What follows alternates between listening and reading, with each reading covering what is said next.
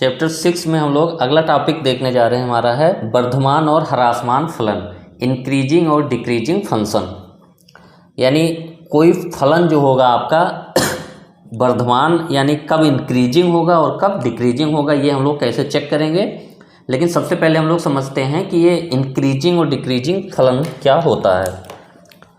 तो सिंपली हम लोग स्टार्ट करें। जैसे आपका y इक्वल टू, आप ले लीजिए, जैसे एक एग्जांपल लेते हैं, y equal to x square ले लेते हैं एग्जांपल के लिए। तो इसको हम लोग क्या कहेंगे कि y जो है यहाँ पे x का फलन है। सिंपली जो हम लोग जानते हैं कि y x का फलन है, यानी y की जो वैल्यू है वो हमारा x की वैल्यू पे डिपेंड कर रहा है। जैसे जैसे x की वैल्यू चेंज होगी y की वैल्यू भी चेंज होगी। तो कुछ वैल्यूज लेके हम लोग देखते हैं। जैसे सपोज यहाँ हम लोग x की वैल्यू लेंगे और उस x के सापेक्ष जो y की वैल्यू यहाँ पे मिलेगी, और y को हम लोग fx से भी बोलते हैं। y हमारा क्या है, इसको fx से भी बोलते हैं, fx equal to x square. तो ये y की वैल्यू बोले आप या fx की वैल्यू बोलो, तो ये हमारा fx जो होता है y या fx, ठीक है। fx क्या है, एक्स स्क्वायर है। तो इधर हम लोग x की वैल्यू रखेंगे और उसके सापेक्ष एक्स स्क्वायर की वैल्यू देखेंगे, यानी y की वैल्यू। अब सपोज जैसे x की वैल्यू अगर आप -3 ले लें तो y की वैल्यू क्या हो जाएगी, -3 का स्क्वायर और -3 का स्क्वायर। चलिए ऐसे लिख देते हैं, -3 का स्क्वायर और -3 का स्क्वायर हो जाएगा आपका 9। इसकी वैल्यू -2 ले लीजिए तो -2 का स्क्वायर आपका एक्स स्क्वायर की वैल्यू क्या हो गया, 4। इसकी वैल्यू -1 ले लीजिए तो इसकी वैल्यू क्या हो जाएगी, -1 का स्क्वायर। ये हमारा y है और ये x है, तो इसकी वैल्यू हो जाएगी 1। इसकी वैल्यू आप अगर 0 ले लिए तो इसका 0 का स्क्वायर ये हो जाएगा 0।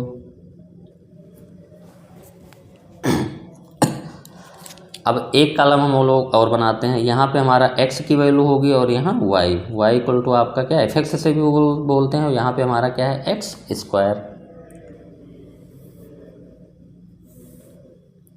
यहाँ भी वही काम करते हैं। x की वैल्यू यहाँ पे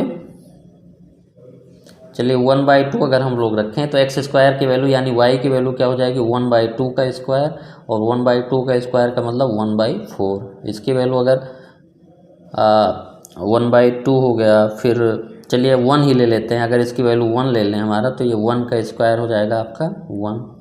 इसकी वैल्यू अगर 2 ले लें तो y की वैल्यू यानी एक्स स्क्वायर की वैल्यू 2 का स्क्वायर 4। इसकी वैल्यू 3 ले लें तो इसकी वैल्यू 3 का स्क्वायर, ये हो गया आपका 9। तो जो हमारा फलन y equal to x square है अब x जैसे जैसे बदल रहा है वैसे वैसे हमारा फलन y की वैल्यू भी बदल रही है। जब x की वैल्यू -3 है तो y की वैल्यू क्या है, 9 है। जब x की वैल्यू -2 है तो y की वैल्यू हमारी 4 है। जब x की वैल्यू -1 तो y की वैल्यू 1। तो यहाँ से इधर हम लोग जा रहे हैं तो x की वैल्यू देखिए -3 से -2 -1 0। इधर ऊपर से नीचे आने पर x की वैल्यू बढ़ रही है, लेकिन इधर जाने पे देखिए 9 है, फिर 4 है, फिर 1 है, फिर 0 है। यानी ऊपर से नीचे आने पर यहाँ पे y की वैल्यू घट रही है आपकी। तो यहाँ हम लोग क्या कहेंगे कि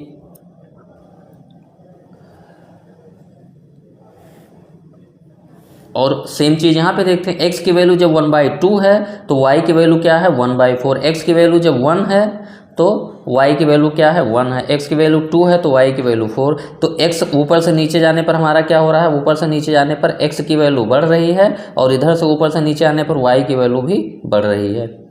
यानी और अगर ग्राफ देखें हम लोग, y equal to x square का जो ग्राफ होता है,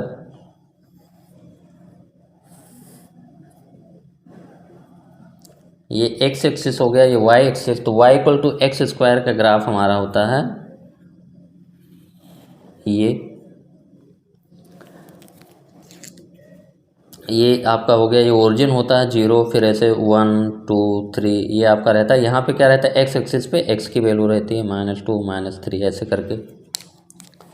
तो देखिए जब x की वैल्यू हमारी 0 से कम है, यानी 0 है, -1 है, -2 -3 -4, यानी निगेटिव वैल्यू जो है, तो ये x वाला निगेटिव पार्ट क्या है, इधर 0 से इधर जाएंगे।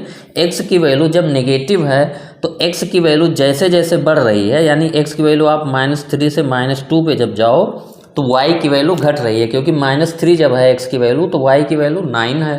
जब x की वैल्यू और ज़्यादा होती है, क्योंकि -3 से बड़ा है -2, तो इसकी वैल्यू 4 हो जाती है। और यहाँ पे जैसे जैसे 0 के बाद क्या होता है, x की वैल्यू कम है तो y की वैल्यू भी कम है, x की वैल्यू ज़्यादा हो रही तो y की वैल्यू भी बढ़ रही है। तो यानी हम लोग इधर कहेंगे कि y equal to x square हमारा जो है फलन, y equal to x square फलन 0 से छोटी संख्या के लिए, यानी x की 0 से छोटी संख्या के लिए जैसे जैसे x की वैल्यू बढ़ती है y की वैल्यू घटती चली जाती है। यानी ये ह्रासमान फलन है, डिक्रीजिंग फलन है y equal to x square, लेकिन कहाँ, -∞ से 0 के लिए। ठीक है, तो इसमें हम लोग ये कहेंगे कि y equal to x square फलन x के ऋणात्मक मानों के लिए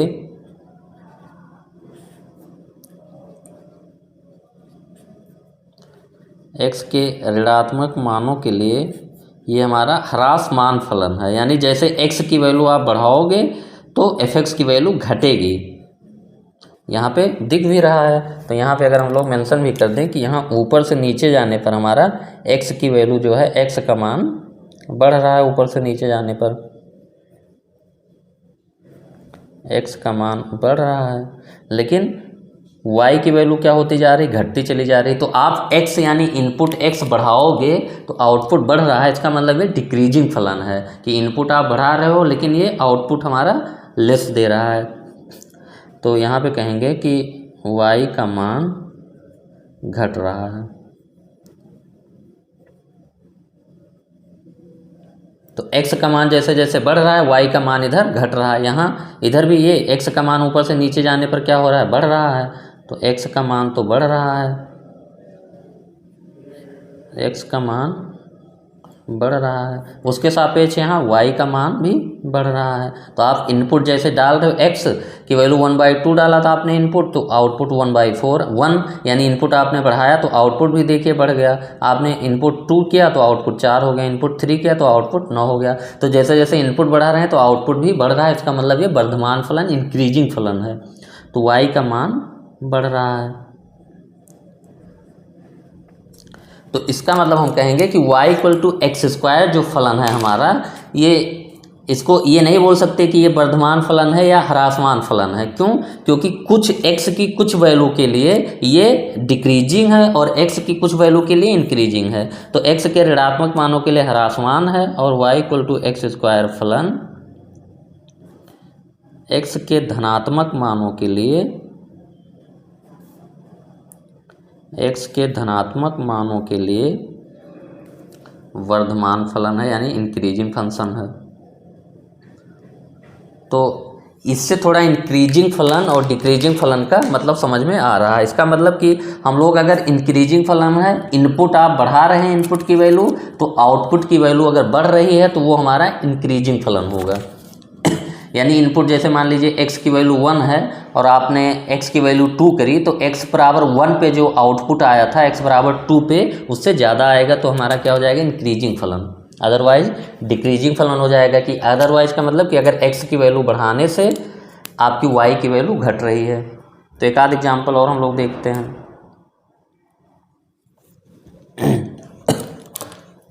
इससे हमारा और पूरा कॉन्सेप्ट क्लियर होगा कि इंक्रीजिंग और डिक्रीजिंग फलन क्या होता है। जैसे एग्जाम्पल हम लोग लेते हैं एक y इक्वल टू एक्स फलन ले लेते हैं y, या इसको y इक्वल टू आपका f(x) भी बोला जाता है, यानी f(x) इक्वल टू x एक फलन है हमारा।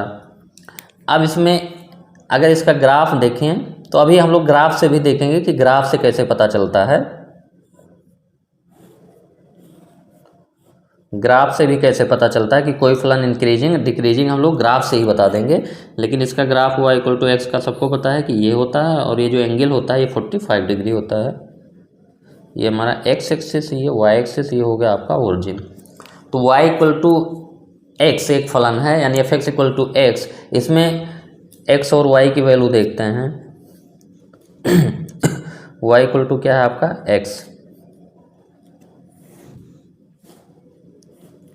जैसे x की वैल्यू आप -3 रखेंगे तो y की वैल्यू क्या हो जाएगी, ये भी -3।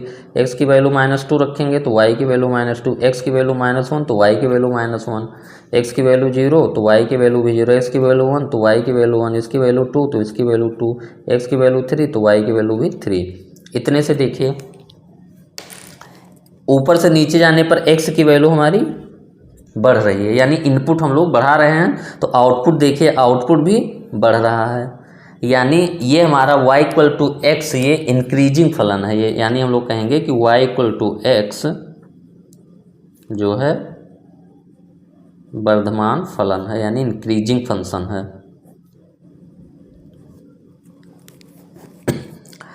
अब ग्राफ से थोड़ा हम लोग आइडिया लेते हैं कि ग्राफ से कैसे गेस करेंगे कि कोई फलन इंक्रीज हो रहा है। तो y=x² वाला एग्जाम्पल का ग्राफ भी बना लेते हैं।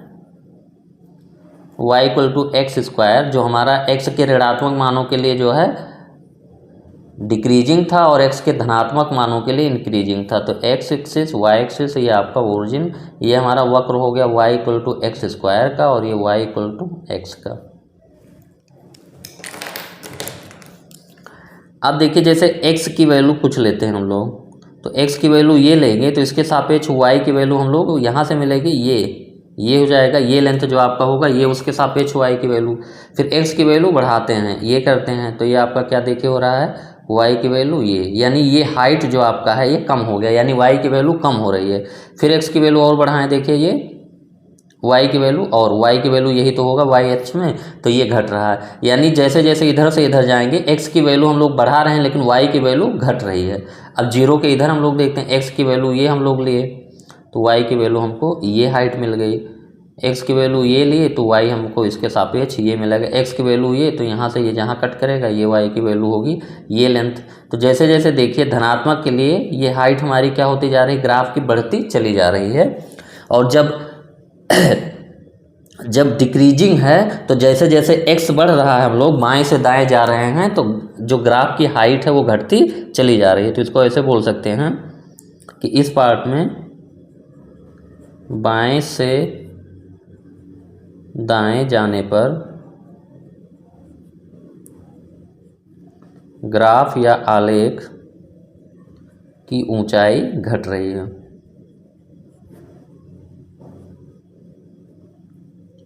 और ये कहाँ के लिए है, x जब जीरो से छोटा है, यानी x के ऋणात्मक वैल्यू के लिए। और यहाँ पे अगर बाएं से दाएं आप जा रहे हैं तो ग्राफ की ऊंचाई बढ़ती चली जा रही है। तो इस रेंज में हमारा क्या है, बाएं से दाएं जाने पर ग्राफ की ऊंचाई बढ़ रही है। और बाएं से दाएं हम लोग जानते हैं कि नंबर लाइन पे आप बाएं से यहाँ जाएंगे तो x की वैल्यू बढ़ती चली जाएगी। तो यानी इस रेंज में हमारा जीरो से छोटी संख्या के लिए बाएं से दाएं जाने पर ग्राफ की ऊंचाई घट रही है, यानी जब डिक्रीजिंग फलन होगा आपका तो जैसे जैसे x बढ़ेगा तो ग्राफ की ऊंचाई भी आपकी घटती चली जाएगी। लेकिन जब वर्धमान फलन होगा इंक्रीजिंग फलन तो x बढ़ेगा तो y भी बढ़ेगा, तो ग्राफ आपका बढ़ता चला जाएगा, ऊंचाई आपकी बढ़ती चली जाएगी। इसमें भी यही हाल है, आप देखिए कहीं पे भी जाइए, यहाँ पे x की वैल्यू ये है तो हमको y की वैल्यू ये मिल रही है, x की वैल्यू ये हुआ तो y की वैल्यू बढ़ रही है। ग्राफ देखिए बढ़ता चला जा रहा है, आपका ऊपर ही उठता चला जा रहा है हमेशा के लिए। तो ये हमारा क्या हो गया, वर्धमान फलन, और ये इस रेंज में x <0 y=x² ह्रासमान है और x <0 y=x² हमारा क्या है, वर्धमान फलन है।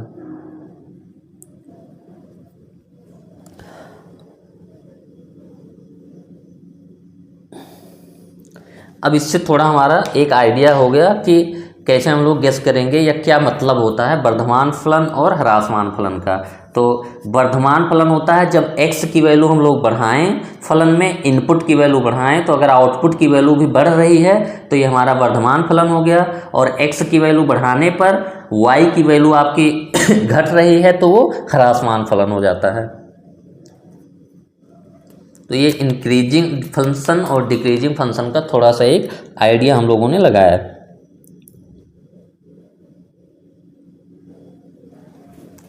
अब एक पॉइंट हम लोग जो है इसका वो निकालते हैं, मैथमेटिकल तरीका निकालते हैं, गणितीय तरीका, कि कैसे हम लोग जो है कहेंगे कि कोई फलन वर्धमान या ह्रासमान है। तो पहले हम लोग देख लेते हैं कि सपोज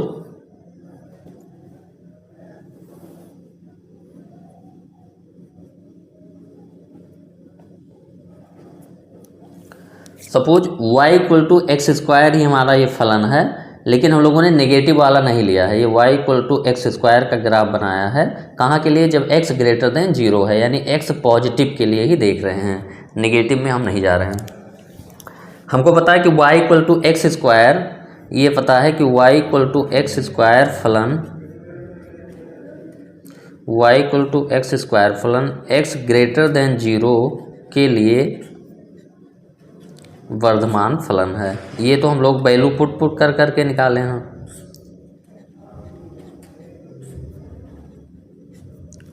वर्धमान फलन है।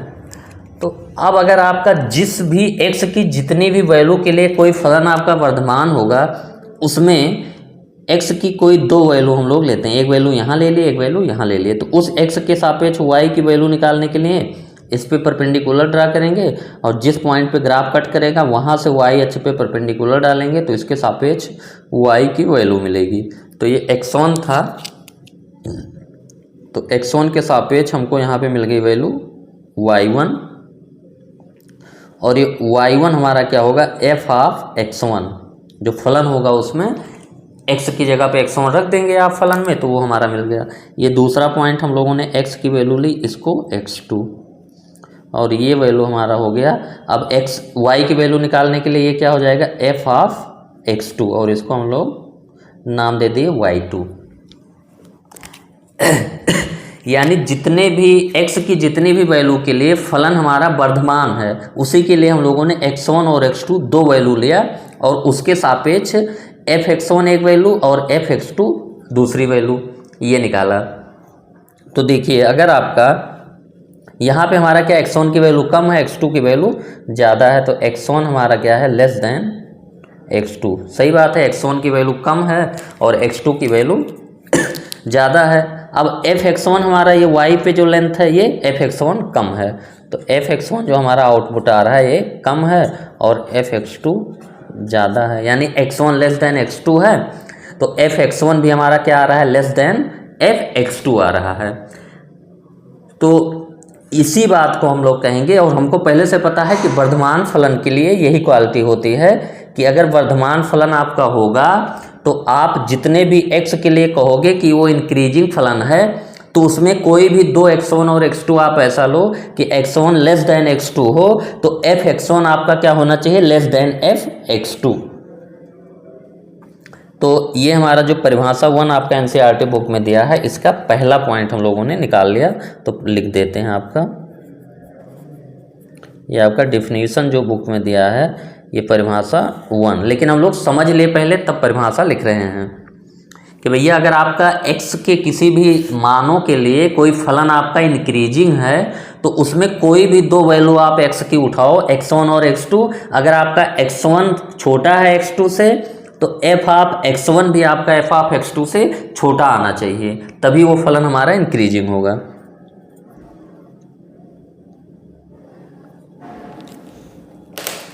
तो इसको लैंग्वेज लिख देते हैं कि मान लीजिए वास्तविक मान फलन, मान लीजिए वास्तविक मान फलन f के प्रांत, प्रांत का मतलब जो x इनपुट जो होता है उसी को प्रांत बोलते हैं हम लोग। x प्रांत का मतलब कि वो जो x होता है, x को, इसको हम लोग ऐसे इनपुट भी समझते हैं। x को प्रांत, x का जो मान होता है उसको प्रांत बोला जाता है। मान लीजिए वास्तविक मान फलन f के प्रांत i,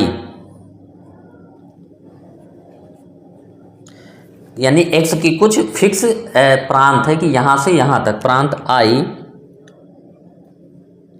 में i एक अंतराल है, तो उसका जो प्रांत है उसमें i आपने कोई अंतराल ले लिया है, तब f। ठीक, पहला पॉइंट।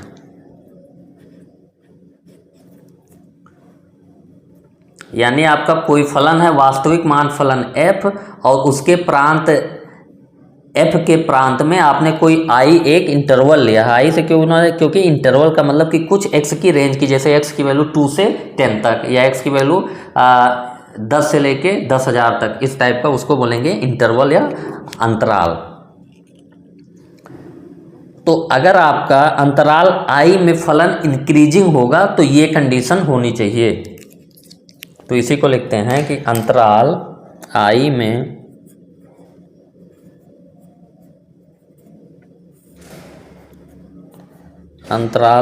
में वर्धमान है यानी बढ़ रहा है, यदि i में उस अंतराल जो i में आपने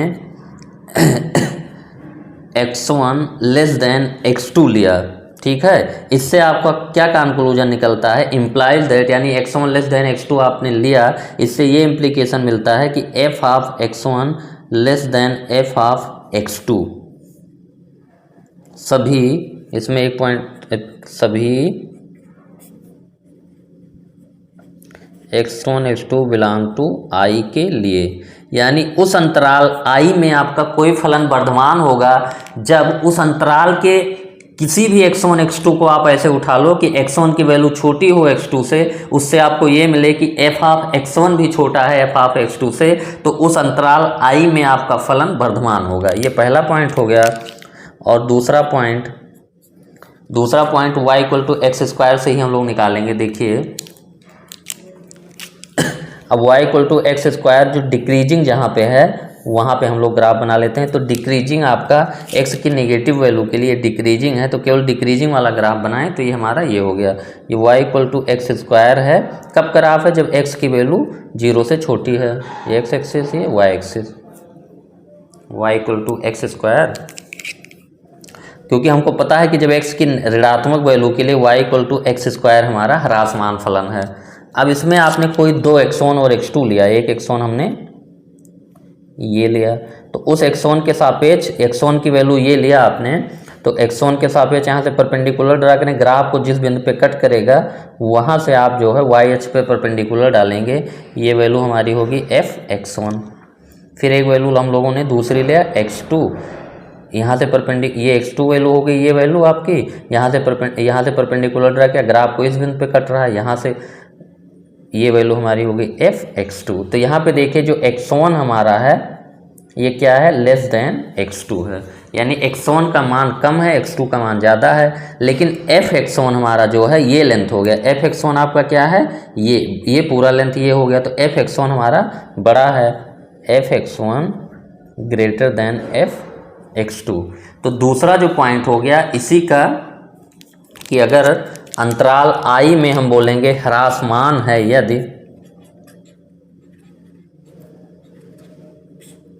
अंतराल i में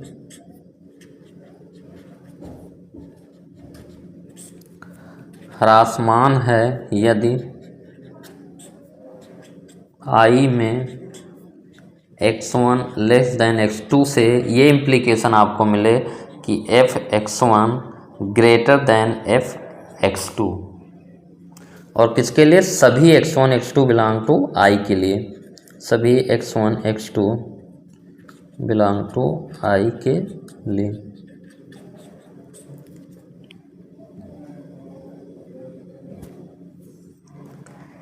तो ये जो है आपका डिफिनीशन हो गया कि अगर आपका कोई फलन किसी अंतराल में जो है आपका इंक्रीजिंग है, तो आपने उस अंतराल में x1 और x2 दो वैल्यू लिए, तो x1 लेस देन x2 से पता चल रहा है आपका कि f(x1) लेस देन f(x2), तो ये हमारी कंडीशन हो गई, वर्धमान फलन का कंडीशन हो गया, ये हमारा हो गया ये वर्धमान फलन का कंडीशन।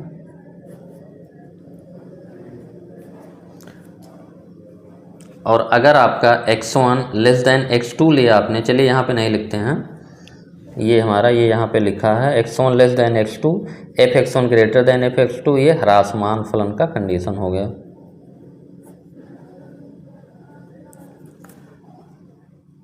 अब एक पॉइंट छोटा सा हम लोग देखते हैं कि क्या फलन या तो आपका ह्रासमान होगा या वर्धमान, यानी कोई फलन जो है ज़रूरी है कि वो या तो इंक्रीजिंग हो या डिक्रीजिंग हो, इसके अलावा कोई पॉसिबिलिटी नहीं हो सकती कि ज़रूरी है कि आपका या तो x की वैल्यू बढ़ाने से y की वैल्यू बढ़ ही रही है या x की वैल्यू बढ़ाने से y की वैल्यू घट रही है। ये हम लोग देखते हैं। जैसे एग्जांपल के रूप में एक फलन हम लोग लें f(x) = 10। इसका मतलब क्या है कि जो x की वैल्यू आप कुछ भी रखो तो y की वैल्यू हमेशा क्या आएगी, 10 आएगी। तो इसको हम लोग अचर फलन पहले से ही जानते हैं कि इसको क्या बोलते हैं, अचर फलन, यानी ये फलन का जो मान है वो परिवर्तित नहीं हो रहा है, अचर है। और अगर इसका ग्राफ आप बनाएं तो चूंकि x की सभी वैल्यू के लिए y की वैल्यू 10 आ रही, तो ये हम लोग अगर मान ले y की वैल्यू 10 है तो कुछ भी x की वैल्यू रखेंगे तो ये हमारा कहाँ जाएगा, ये इस पे x की वैल्यू कुछ भी रखेंगे यहाँ जाएगा। तो जो ग्राफ आपका आएगा ये होगा, ये हमारा हो गया ग्राफ f(x) = 10 का। तो ये अचर फलन है, यानी ये अचर फलन है, ना तो हमारा इंक्रीजिंग हो रहा है ना डिक्रीजिंग हो रहा है, तो इसीलिए इसको अचर फलन, ये फलन ना तो वर्धमान है ना ही ह्रासमान है। तो ये क्या है, ये है अचर फलन है। अचर फलन है यानी ये परिवर्तित नहीं हो रहा है। आप इनपुट डालो, घटा रहे हो इनपुट या बढ़ा रहे हो आउटपुट पे कोई फर्क ही नहीं पड़ रहा है। अब इसके लिए वही कंडीशन हम लोग x1 x2 वाला देखते हैं। इसके लिए दो वैल्यू चूज करते हैं, एक हम लोग ले लिए x1, ये x की वैल्यू यहाँ पे ये x1, तो इसके सापेक्ष जो वैल्यू आएगी ये हमारा हो जाएगा f(x1)। एक वैल्यू हम लोगों ने ले लिया x2, इसके सापेक्ष y की वैल्यू निकालें तो ये भी हमारा हो गया f(x2)। तो यहाँ पे f(x1) और f(x2) दोनों क्या आ रहे हैं, इक्वल आ रहे हैं। तो यहाँ पे आपका जो तीसरी कंडीशन वहाँ पे हम लोग लिखेंगे कि अगर आपका फलन अचर है, कब, जब f(x1) = f(x2) आ जाएगा। तो ये जो दो पॉइंट हम लोगों ने लिखा था इसमें एक पॉइंट छोटा सा और ऐड करना है, तीसरा पॉइंट कि अंतराल I में अचर होगा, अंतराल I में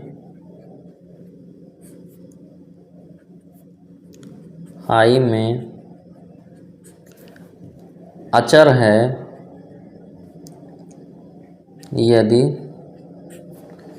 f(x) बराबर हमेशा क्या आ रहा है, c आ रहा है, हमेशा एक फिक्स वैल्यू आ रही है। और कहाँ, सभी x बिलोंग टू I के लिए, जहाँ c अचर है यानी कोई फिक्स वैल्यू है। या इसको अगर आप ऐसे तरीके से कहें कि x1 < x2 आप रखेंगे तो f(x1) = आपका क्या आएगा, तब भी f(x2) आएगा। इसको इस तरीके से भी कहते हैं कि x1 < x2 लिया तो हमारा f(x1) = क्या आ गया, f(x2) आ गया। तो ये हमारा क्या होगा, अचर फलन होगा। तो तीन बातें हो सकती हैं, आपका कोई फलन x की वैल्यू बढ़ाने से या तो फलन का मान बढ़ेगा, या x की वैल्यू बढ़ाने से फलन का मान घटेगा, या x की वैल्यू बढ़ाने से फलन के मान पे कोई फर्क नहीं पड़ेगा, अचर रहेगा, तो उसको अचर फलन बोलते हैं। तीन कंडीशन हो सकती है हमारा।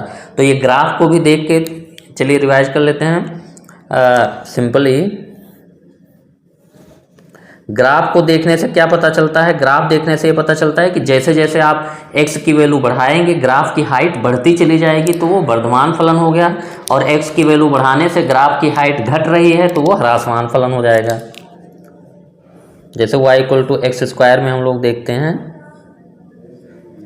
y = x² में कि इधर आपका ये इधर इस पार्ट में वर्धमान फलन है,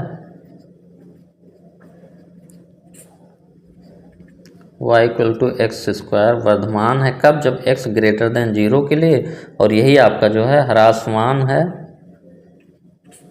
x < 0 के लिए। तो अगर ग्राफ के पर्पज से देखें तो यहाँ पे हाइट जो है घटती चली जा रही है जैसे जैसे x की वैल्यू बढ़ रही है, और इधर जो है हाइट आपकी ग्राफ की बढ़ती चली जा रही है जैसे जैसे x की वैल्यू बढ़ रही है। और दूसरा कंडीशन हम लोगों ने क्या निकाला कि x1 < x2 से आपका अगर ये पता चल रहा है कि f(x1) लेस देन f(x2) है तो इसका मतलब है कि ये वर्धमान फलन है, इंक्रीजिंग फंक्शन है। और x1 लेस देन x2 आपने सभी i के लिए ले रहे हैं और आपका ये मिल रहा है कि f(x1) ग्रेटर देन f(x2) है, तो ये हमारा ह्रासमान फलन हो गया। और आपका x1 लेस देन x2 ले से आपको ये पता चला कि f(x1) इक्वल टू f(x2) ही आ रहा है, तो उस रेंज i में ये आपका अचर हो जाएगा। तो ये हमारा हो गया कॉन्सेप्ट। लेकिन हम लोग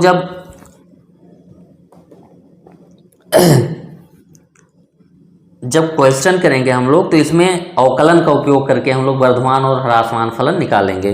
तो इस तरीके इसका भी यूज करेंगे हम लोग, कुछ एग्जाम्पल क्वेश्चन करेंगे, लेकिन डिफरेंशिएशन का यूज करके हम लोग कैसे जो है वर्धमान और ह्रासमान फलन निकालते हैं ये देखना है हमको अब आगे।